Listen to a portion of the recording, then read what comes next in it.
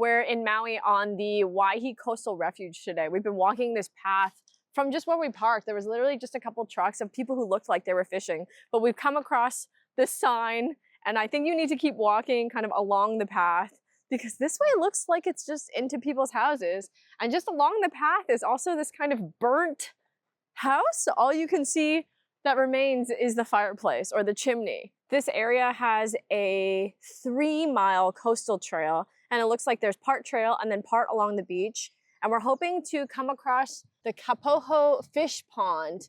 There's a heiau and a village. It's hard to say if there's anything that remains there, since on this sign it does say that some of these sites were here as early as 300 AD.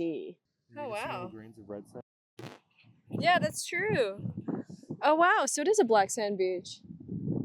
And these rocks are interesting too because they're so much redder than the other rocks around us, but we don't know why. We're just speculating it's a volcanic area. So we did find a sign on the way here. It said that the Waihe mountain range are protected by some dunes. If you can see, there's like a lower level of mountain.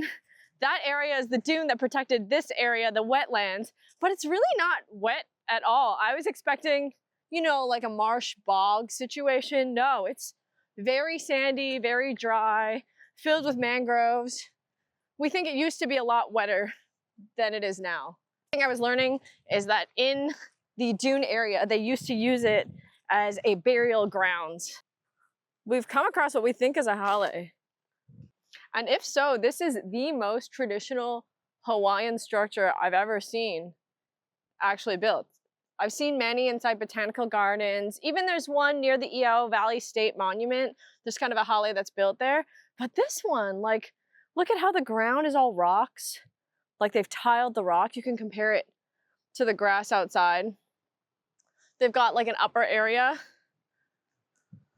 And they even have a ladder in this one that you can see here. There's a side bench. This was not on the map at all, but it's worth taking this trail. I mean, it's flat and it's nice just to see this. This is really neat. Like really good construction. Have you ever heard of Noni? We kept walking and we came across this giant kind of Noni plant grove. There's a bunch of little ones and some big ones. And if you keep walking, you'll just see more and more. There's some right behind me. There's some over here. There's really a ton here on the water. I've never seen them where all their leaves have kind of like died off and you just see just the fruit. Noni is ripest when it's white. So when it looks like this is when you can pick it. And then you wait 3 days and it gets very soft, almost kind of like a blue cheesy rancidness. And that's how you know it's ripe and ready to eat. It is a Polynesian canoe plant that was brought here by the Polynesians as one of their many canoe plants. And the reason why it was brought is because this has a lot of antioxidants, is really good for you, and it grows all the time, so it's good as famine food. So when the Polynesians first came to explore Hawaii, they brought it here and planted it, and I mean, there's tons here on this path. Earlier, we were looking at this structure near that house that looked like it was a bunch of rocks holding up a building. And it turns out that that is the heiau here. It is the remains of a heiau that was said to be a temple site dedicated to Ku, the god of war. It says specifically, try not to climb on it or disturb it in any way, and to preserve the spiritual and structural integrity of the land. But apparently it was bulldozed during World War II by the US military and then ravaged by a powerful tsunami afterwards. But you'll see it if you walk by. There's kind of a mound of what looks like rocks that are kind of protected. At least you can come and see it if you're here. Well, we've made it to the end. We're back at the sign that we first started at. We started by going on the main path along the water on the way in, and then all the way in past the Hale, there's a sign to the stream. So we went down to the stream. It looks like you can continue on the path all the way around, but we opted to turn around, and where there's kind of a split off on the trails, we took the inland trail on the way back, and that brought us through this way, which is, I mean, a lot more trees, a lot less of a view. I would say less interesting, but a lot more bird sounds. At the end, you do kind of walk through what looks like people's houses, so that part is a little bit unusual.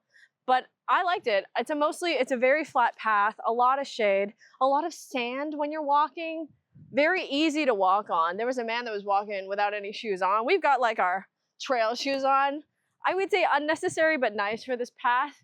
And then at the end, you can kind of walk and explore some of the beach. It's a nice path. I really like it. As a coastal wetlands, I wouldn't say there's really a wetland at all. I think there used to be a wetland.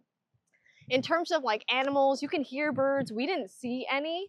And today's a pretty nice day, so I kind of did think that we would get to see or, you know, spot some birds. The highlight for me was being able to find the little Noni grove.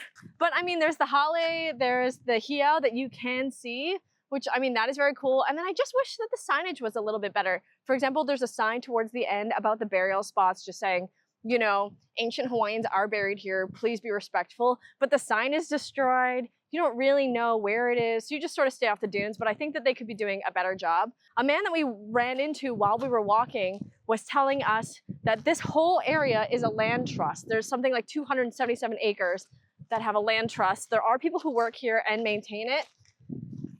A nice path. I would say nice, easy path, family friendly, you know, appropriate for everyone. Bring sunscreen or a hat. In the areas where there is no shade, there is just no shade.